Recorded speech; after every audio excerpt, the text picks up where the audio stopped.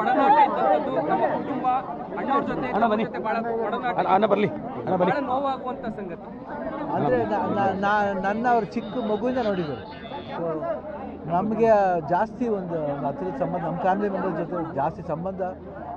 ನನಗೆ ಇನ್ನೊಂದು ತಾಯಿ ಅಂತ ಹೇಳಿದ್ರೆ ತಪ್ಪಾಗಲ್ಲ, ಯಾಕೆ ಆ ಸ್ಥಾನ ತುಂಬಿರೋದು. ಆಮೇಲೆ ಅಪ್ಪು ಜೊತೆ ಮಾಡೋ ಸಿನಿಮಾ ಜೊತೆ, ಅಪ್ಪು ಜೊತೆ ಮಾಡೋ ಸಿನಿಮಾ ಇರ್ಬೋದು, ಅಪ್ಪ ಜೊತೆ ಮಾಡೋ ಸಿನಿಮಾ ಇರ್ಬೋದು, ಸಾಕಷ್ಟು. ಅದು ಅಲ್ಲದೆ ಅವ್ರ ತೆಲುಗು ಸಿನಿಮಾ ಇರ್ಬೋದು, ಹಿಂದಿ ಸಿನಿಮಾ ಇರ್ಬೋದು, ತಮಿಳ್ ಸಿನಿಮಾ ಇರ್ಬೋದು, ಆಮೇಲೆ ಸಾಕು ಎಲ್ಲ ಸೂಪರ್ ಸ್ಟಾರ್ ಜೊತೆ ಮಾಡಿಬಿಟ್ರು. ಸೊ ಅದೆಲ್ಲ ನೋಡ್ತಾ ಇದ್ರೆ ನಿಜವಾಗ್ಲೂ ಒಂದು ಭಾರತ ಸಿನಿಮಾ ಇಂಡಸ್ಟ್ರಿಗೆ ಒಂದು ಅಸೆಟ್. ಸೊ ಅವ್ರು ಇವತ್ತು ಇಲ್ಲ ಅಂತ ಅನ್ಕೊಳ್ಳೋದೇ ಒಂದು ವಯಸ್ಸಾಗುತ್ತೆ, ಎಲ್ಲ ಆಗುತ್ತೆ ನಿಜ. ಬಟ್ ಏನೇ ಆದ್ರೂ ಒಂದು ಒಬ್ಬ ಒಳ್ಳೆ ವ್ಯಕ್ತಿ ಹೋದಾಗ ಏನಾಗುತ್ತೆ, ನೋವು ಆಗೇ ಆಗುತ್ತೆ. ಇಲ್ಲ, ತುಂಬ ಟ್ರೈ ಮಾಡಿದ್ರು. ನನ್ನ ಪೂರ್ಣಿಮಾ ಅದೇ ಹೇಳ್ತಿರ್ತಾರೆ, ಫೋನ್ ಮಾಡಬೇಕು ಅವ್ರು. ನಾನು US ಹೋಗೋಕ್ಕೂ ಮುಂಚೆನೇ ಮಾತಾಡ್ಬೇಕಂತ ತುಂಬ ಆಸೆ ಪಟ್ಟು ಅದೇನೋ ಕೊನೆವರೆಗೂ ಆಗಲಿಲ್ಲ.